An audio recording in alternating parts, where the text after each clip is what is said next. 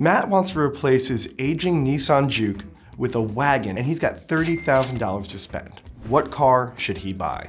I think you deserve the best or nothing. And there's only one wagon out there in your budget that's the best or nothing. And that, my friend, is the post-facelift W212 Mercedes E-Class, specifically the E350.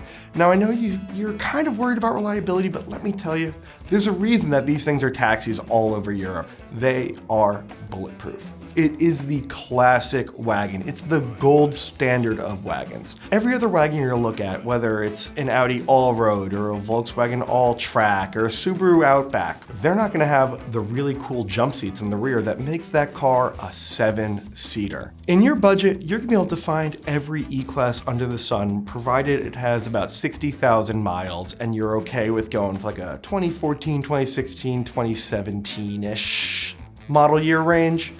Those cars are all gonna serve you really well.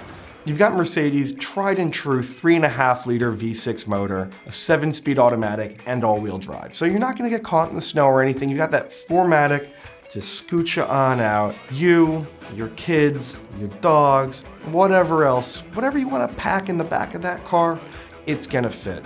Matt, Maddie, Matthewson, the E-Class wagon is the car for you. Do you guys agree with my choice? Let me know down below. For more car buying advice, check out Jalopnik.com.